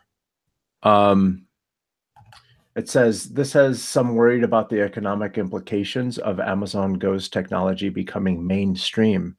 Cashiers are economically vulnerable. Their median pay was about $20,000 in 2016, but numerous 3.54 million Americans hold the job, second to the number of retail salespeople.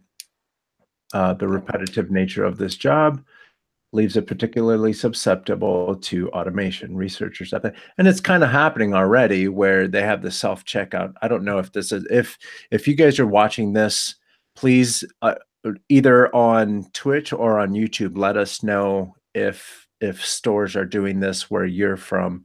But right now, at least I know in California, kind of spread out all over the US, you have these self-checkout things, aisles, where you just go in, you scan it, and you put it on the side, and it weighs it, and it makes sure that the weight is the same, and it knows that you're not lying, blah, blah, blah.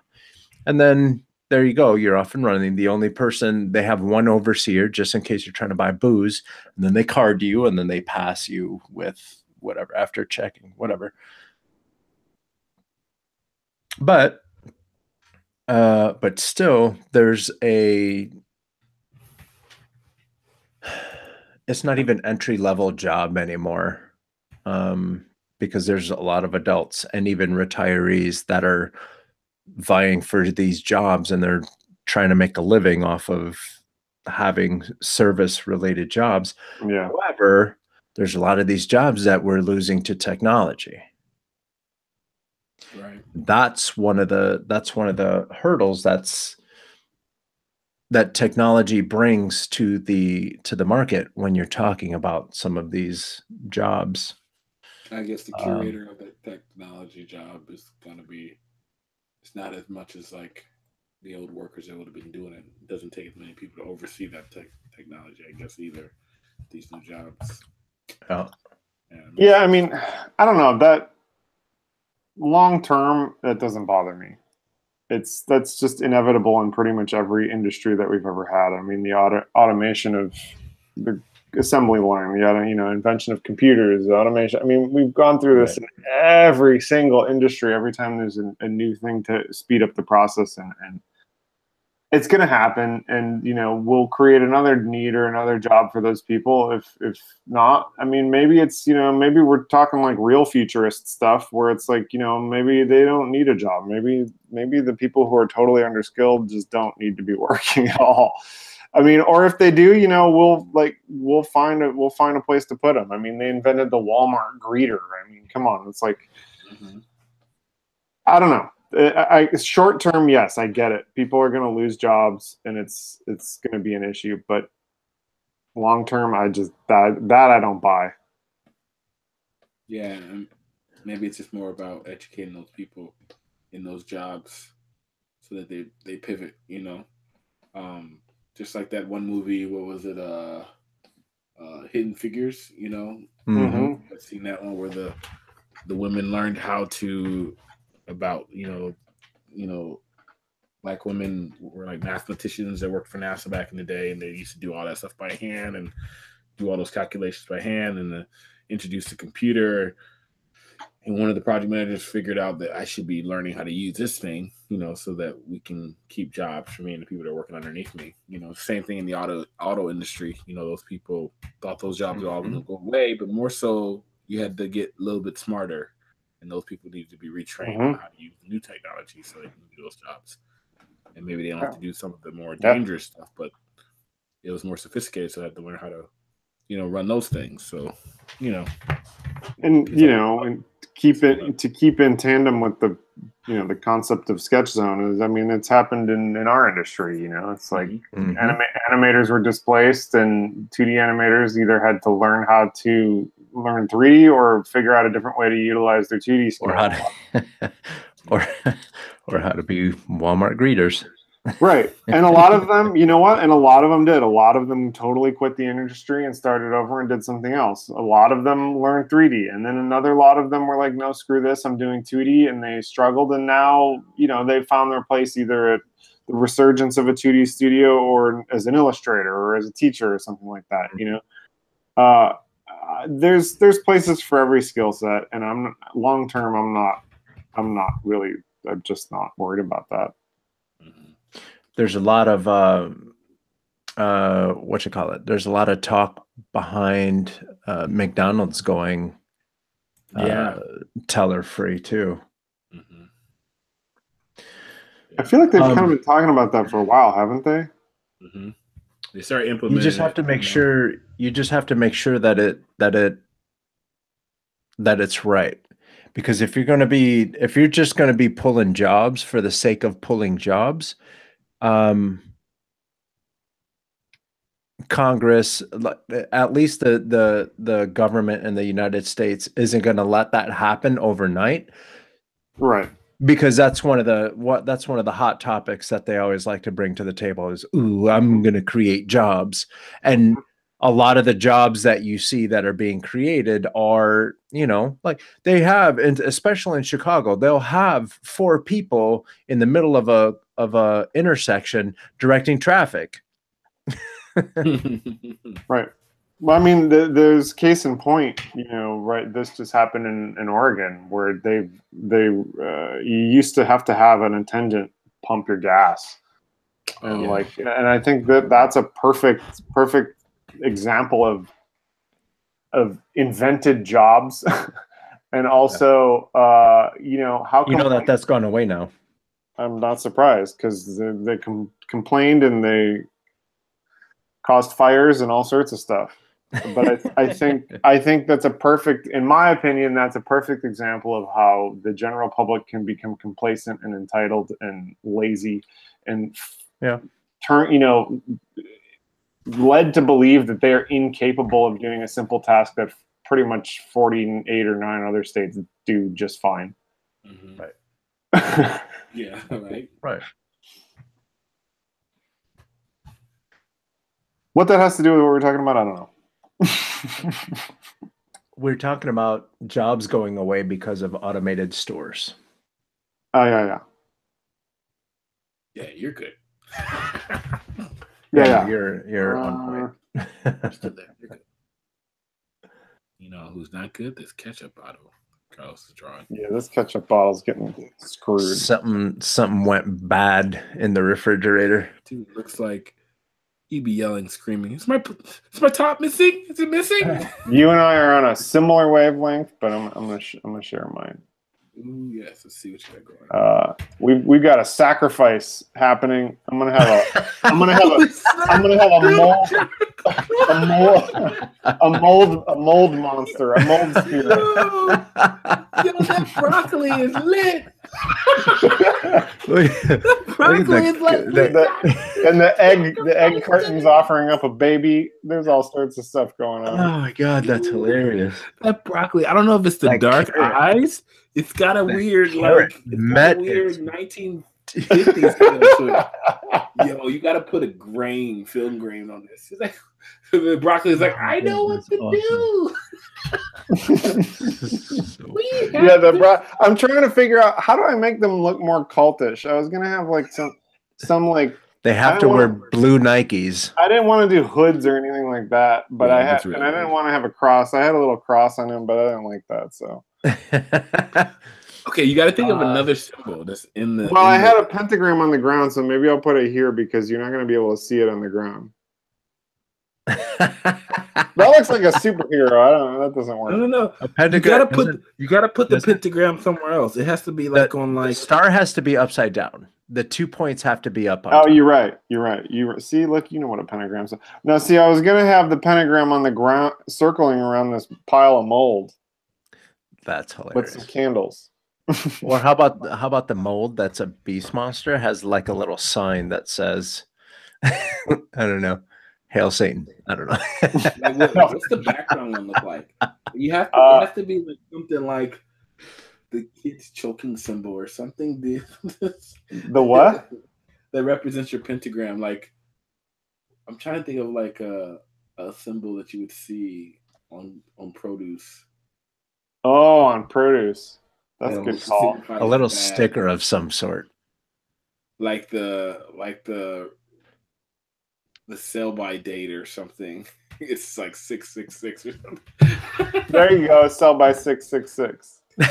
That's good. That's good. I was gonna have a piece of cake here, but maybe something with a label then.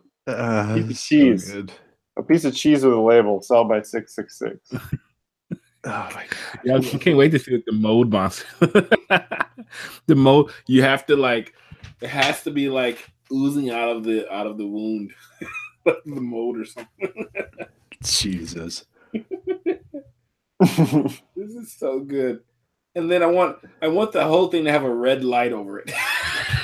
Oh yeah, like the refrigerator light bulb. This is red. I just like the dark eyes. It's got like a 50s feel. Like a Betty Boop. Yeah. I don't know if the hair is supposed to resemble like a little like redheaded dude fro or something. Bro, but it's got like a little fro thing. Like this dude knows what to do in this situation. Yeah, he's like, I got this. I've been waiting for this moment. Oh my god! And the milk carton just. I don't even know if there needs to be some other type of like produce or some other type of like refrigerator character in the background giving that dude a side eye. Like, Not today. Not today. With a carrot. I think I need a carrot relative. Mm-hmm. You know. Yo, is that like the, what is that milk hoodie?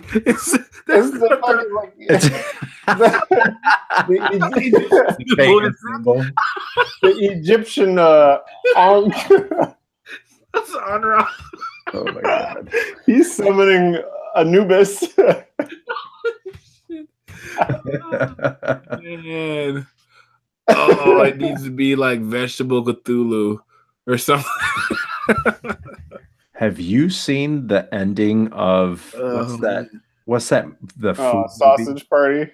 Yeah. No, I haven't. I've seen snippets of that movie. I haven't seen. Listen, if you can damn near just fast forward to the end. The movie itself is it's on YouTube. You don't even. Yeah. The end of the movie is to me is the best part. I feel like that's how they pitched that movie. They're like, all right, So this is how this is going to be a 2-hour commercial for this scene right here. Yes. So do we have some artist inspiration? I want Jack. Can I make a T-shirt with that broccoli? You love this broccoli, dude. He looks like he's wearing a skirt. He looks like he's wearing a hood. Or not a hood, but like a... From the dark corner of the refrigerator. I know what to do. Like, where do you get this little knife? I don't know why I laughed at this. Like this, your broccoli hair is just too froed out for its own good. Oh man. Oh, I'm so sorry. It's hilarious. Might not even. I'll send you one. I might just show up one week and hopefully get your Amazon, like get your mail at the same time and just have the T-shirt on and wear it on the show. Just like there's a cleansing.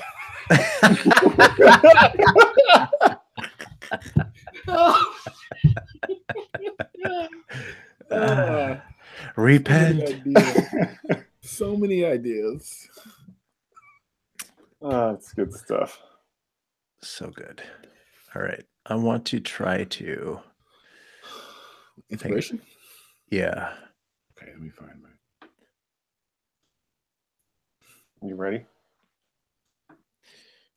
I think I might be. You're the inspiration. You bring feeling to my life. You're the inspiration. I need to find the... Here we go. I'm going completely off right now. Okay. Okay. Something different. I bumped into Elise Trow, I believe would be the pronunciation of this young lady's name.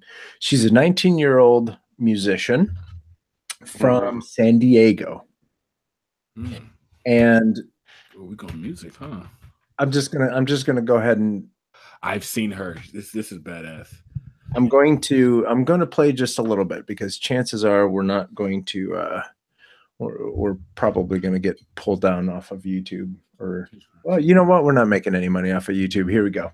Yeah, let's go. No one cares about us. This is a mashup. Can you guys hear? Yeah. Mashup of Foo Fighters and Bobby Caldwell. What You Won't Do for Love. Now listen. She plays guitar. She plays bass. She plays the drums. She sings. She has everything hooked up through a repeater. Yeah. She plays a little riff and then it keeps repeating. So to be multi-talented. Oh, here, let's toss in some keyboards. I guess you wonder where I've been. We keep talking about listening to music while you draw on Search to something. find a love within. This is the kind of stuff that I would. I came back to let you know. This is two amazing songs Got a thing smashed for together you. by an incredibly talented young lady. My friends wonder what is wrong with me. But I'm in a daze from your love, you see. I came back to let you know. Got a thing for you. I can't let it go. We can't really hear you. We'll go around the world for love. They may never find what they dream of. You won't do for love. You have tried everything, but you don't give up. This takes me. In my world, only you. Jazz station. They will do for love. Turn her down just a Your little. My My friends wonder what is wrong with me. Her dad is from South Africa. I'm Her in mom- Hey, Carlos. love is Can't sick. hear you. I came back to let you know.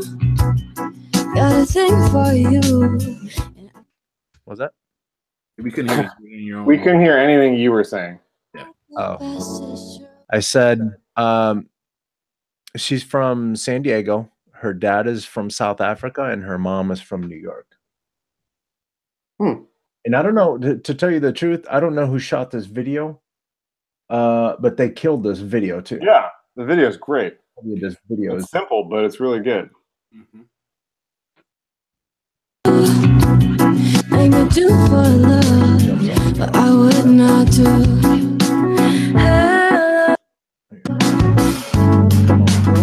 Come on, at least don't hurt him.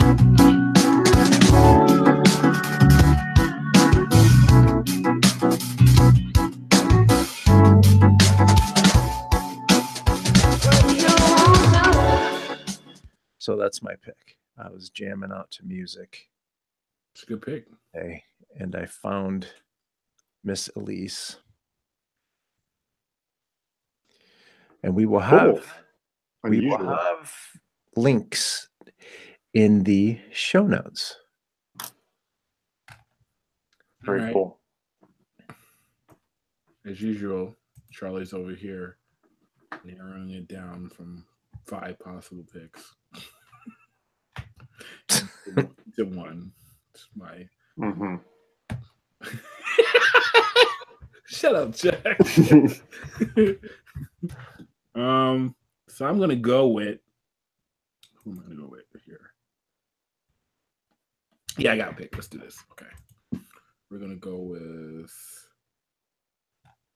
what's gonna have the most impact this week. Charlie always going for the kill. It's okay. Take a breath. Take a breath. You got to. I got. That's too much pressure, Chuck. Nope. Too much pressure on yourself. This is what people in my position do. We wear that pressure. We rock it out. All right, here we go. Time to show the goods. Whoa. Careful now. Yeah. All right. So my person's name this week is the one other. Can't talk. The one other. Yeah. In Junwei Chu. Just butchered your name. Sorry. But as a senior concept artist at Sucker Punch Productions, Sucker Punch Studios, one of my favorite. One of these days I'll do my top 10 or top 5 game studios, But they're up there.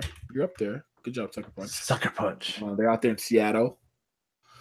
And he's a concept artist, and I came across his work this week. And I'm in love with it, with his design. He has it seems like concept artists for game studios are, I feel like, a special breed of artists because they have to come up with imagery that catches a person's eye, as well as gives the artist enough detail to be able to make these amazing worlds off of one image. 9 times out of 10 give an environment artist like me inspiration, like we're doing right now, to make this thing look cool. So Sucker Punch has been known for doing different types of games, and they have a new one coming out called Ghost, I believe. Nice. But this dude's art style is a mixture of, if you took a concept artist that has some type of, I feel like he has an architectural rendering background or architectural background, ArchViz background also.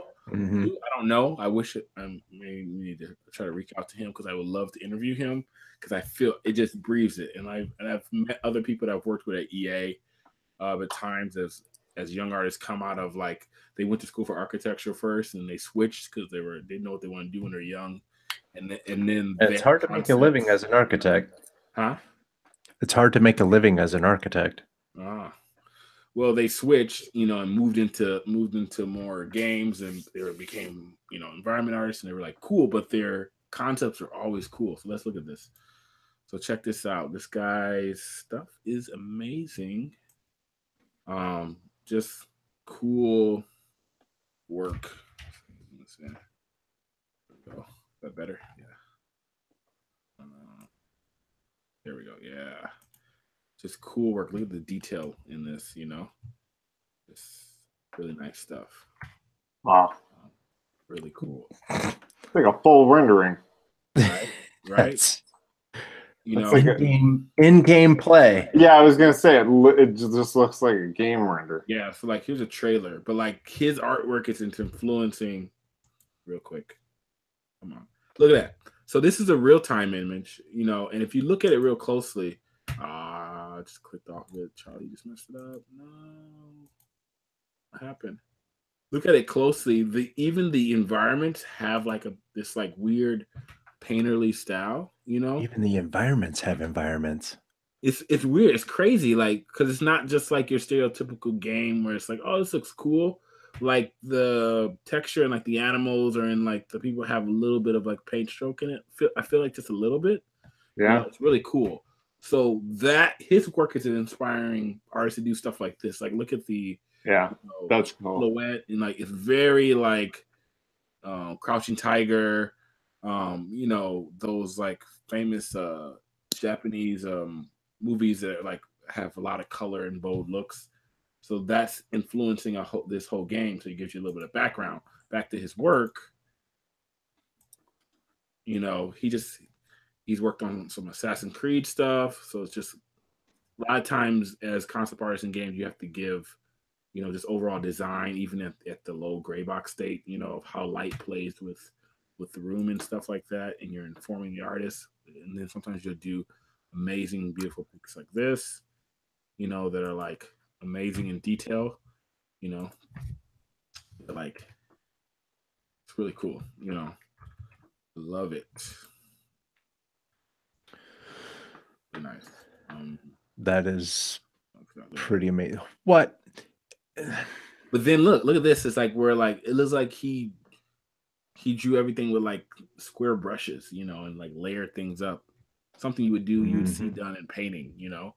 What are those with sponges? Have you ever like seen artists use like those paint sponges for brushes? You know, they like dab the canvas. You know, you guys know what I'm talking about. Yeah. But he did this with whatever this is, Photoshop or something. There's a couple other ones in here I wanted to show. I'll click through. That's a really nice one there. There's some folks that be doing that with like Procreate, and I just don't even understand. That's so good. Like that blocky loose style. Yeah. But if you look at this, it's like one of those things like Bob Ross said, where you squint at it and you're like, oh, look at this is so detailed. But then when you zoom in, that's a photo. Oh, it's like brush strokes. You could tell in Photoshop it's not really, there's nothing really there but color, you know. It's a filter. It's like right. You know, like it's that build a street filter. I know I'm doing good and I picked a good one because the level of hate on the low key. Because like the last time we had this, we were like, I'm done. Jack didn't even show his. That was still one of my best sketch zone. Like that was that dude's a name. really good one. But like it was great. You know, really cool stuff. I like him a lot. Anything else to see? This out. More abstract stuff. Let's go back to his main page. Zoom through, give you an overview. You know, love this type of stuff here, you know. And that's why I said, like, no one puts these little people in here like this. It's some Archvidge stuff that you do. And I've been studying that a lot. Yeah. And that's kind of like how a lot of my style frames at work, when I do have to do style frames, I pull on that because I worked at that was one of my first jobs. And that dude in the foreground is a little out of place. Right? Him right here? He got lost. This guy here? Yeah. Like, yo, dude, you're not on the paper anymore. White. Like you are in the Matrix right now. That's what he's trying to say. Think about it. Yeah. So check him out. We'll have him in the show notes. He's a cool guy. Makes cool things. Let's see his name. Ian Jun Wei Chu. Mm-hmm. Check out if you don't know about Sucker Punch Studios, this new project they got going on, Ghost of the Tsushima. It looks like it's going to be a very good real-time cinematic narrative experience. This little buzzword for you if you didn't know what that is. All the project managers are going to be using that word here pretty soon. Oh, they use it so much. It gets like, yeah. I'll talk about it. All right. Jack, what you got? Let's see. Oh, let me go ahead. Jack is going to show his own stuff. Like, so look, this this guy drew a carrot. Marcin Jukabowski. Oh, is he French? I think he's Polish. From Gdansk, Poland. So he actually doesn't have that much work, or rather, it's very difficult to find work by him online because his main website just doesn't work. Which, hey, Marcin, fix your website. But he's like, I'm working. He's like, I'm working on Klaus. So I don't know if I think we've talked about this on the show before, but Klaus officially got picked up by Netflix. And so they're I didn't know that. Yeah, so they're fully funded and they're staffing and all sorts of stuff. And so this guy's working on that. He's I don't know if he's an art director or a background designer, but I figured, I thought we were going to be interviewing Charlie, so I picked an environment artist. Yeah, but that's okay. Place in my heart, Jack. It's okay.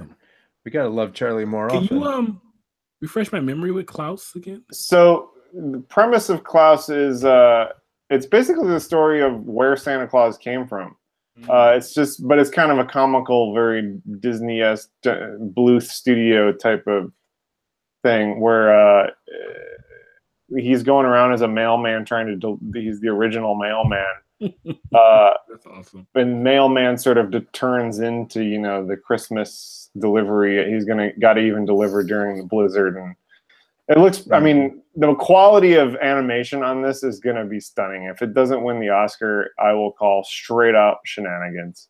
Oh, really? I mean, go look. The team there. I haven't seen. Just go. I will. Here, actually, you know what? Yeah, it's part of your thing. Go ahead. Let's show you this for folks who haven't seen it yet.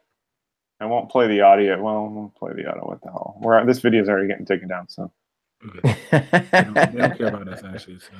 True story. This is all 2D, mind you. No 3D at all. Yeah. Oh, really? Yeah. And my internet. Well, you'll send me that link. Oh, there it is. Come on, son. Yo, this is 2D? Yes. Yep. Look at the shading on that. It's nuts. So I won't. Everybody go watch these teasers. They've got a handful of them. We're gonna put the link in the show notes. Yeah, I will. Here, let me quick show you the breakdown, because these guys are straight up hand painting lighting and like shading. Yo, what is going on with my internet? So they've got quite a few breakdowns. Where's the studio? It's the Spa Studio. This guy named Sergio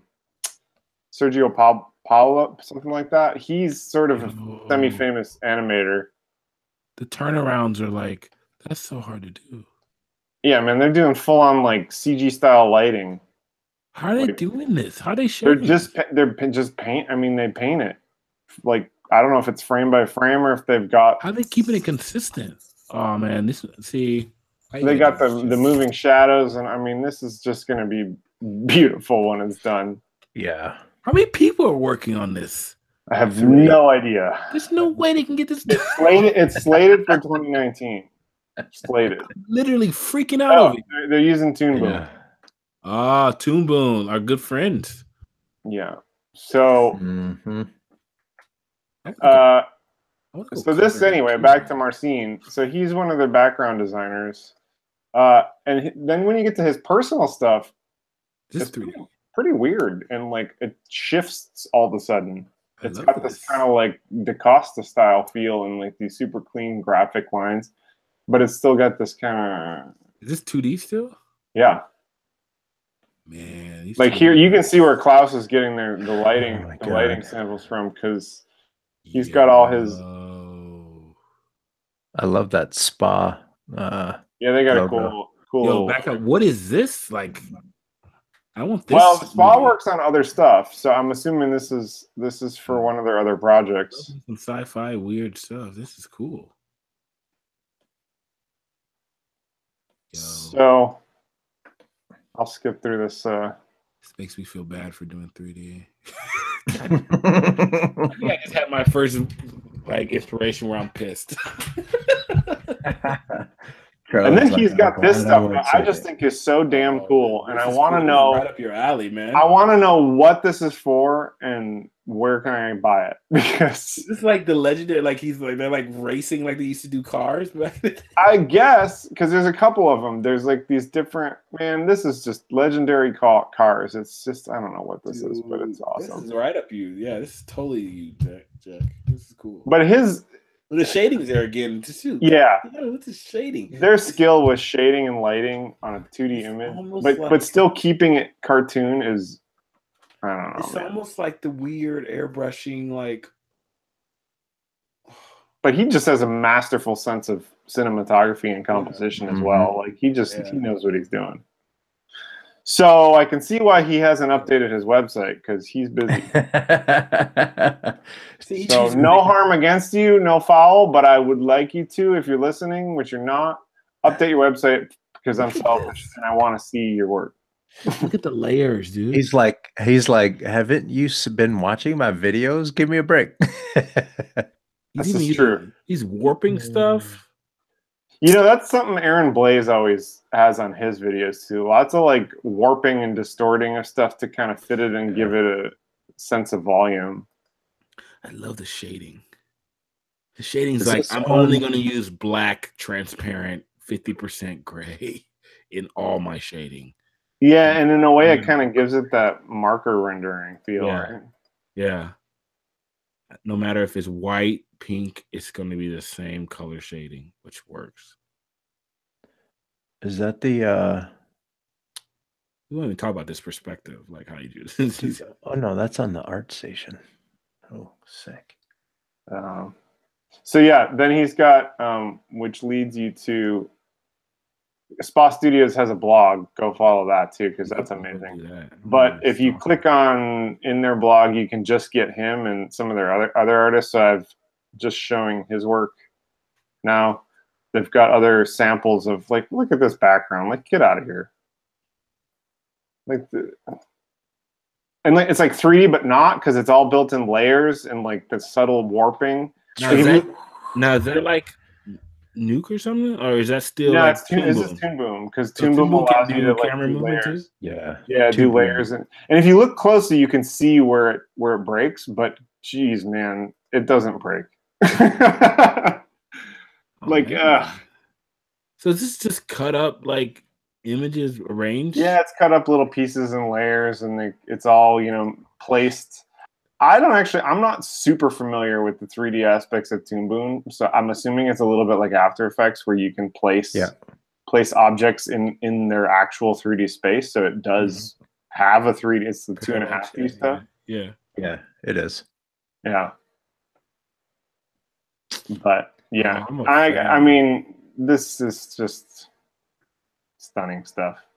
It makes me feel good that this got picked up and these artists are just living.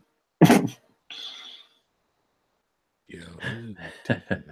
what's cool about this is you can really look at the drapery. Yeah, I know, they animated cloth and rendered cloth. This is so cool. What I think is really cool about Klaus and just this studio in general is you can see, you know, there's been this rift in the animation industry between 2D and 3D, and this project perfectly illustrates what we have learned from 3D, and they're putting the principles of a lot of the 3D stuff to use in a 2D show, and it's just God, I haven't seen anything like this in ever. Oh, there's your car thing right there. Yeah, they're not very clear about what this is from, but just legendary cars. So I don't know if it's just a series. I hope it's like an animated thing because I would get super excited. So yeah, check these guys out. Spa Studios and then Marcin Jakubowski. Yeah. Yeah, Jack wins this week. That's a good pick. I'm like, wow, I need to go. Let's see. Sharpen pencils. Yeah, right. Back to work. At least go be a colorist or something. This is great. Nice. Cool. And with that said, yeah, what's up? Let's go ahead and wrap this one up. Wow, that was a good one. That time of night. So, Charlie, where can people find you online? So you can find me online at my website, which is cargocollective.com/CharlieB Williams. You can find me on that Twitter, which is CBW3. Send me an @ talk to me there. Talk to me on Instagram, CharlieBW3. AlmightyPinterest.com. Need more inspiration like this and other things there. Tutorials, all the other good stuff. I aggregate everything that I look at, everything that I feed artists, my artists at work. It's all there. Pinterest.com/CharlieBW3. Get it in your life. Get it in your life. Hey, Jack, where can people find you? You can find me at sketchbookjack.com. My website does work, but I haven't updated it in a while, probably for the same reasons. And Sketchbook Jack everywhere else in Twitter, Instagram, Facebook. I've been posting our fun prompts on the Instagrams. Grams. Check them out. Hey. Excellent. Oh, I'm Carlos. You can find me at Carlos R. Gomez or Coconut Justice. CoconutJustice.com, Coconut Justice everywhere else. This is Sketch Zone. Find us at sketch.zone, or you can take a look. Actually, just go to sketch.zone and you can find everything there. We're on Instagram, we're on Twitter, we're on YouTube, Twitch, we're there. And we try to come out here every week and talk to creative folks, and we are drawing while the show is happening. All kinds of creative goodness is happening. I think that's it. Oh, and if you can't watch on Twitter, you can find us on Stitcher, SoundCloud, Google Play Music, and iTunes. I think that's it for us. Remember, everyone, the fun prompt, thank you, Tony Cartoonish, is something has gone bad in the fridge. It's a good one. Yeah, I'm excited. I'm excited about mine. Now that I'm inking, it's coming out really good, and it's gonna be really fun. I'm kind of excited. But yeah, that being said, everyone have a good week. See you guys. See you guys.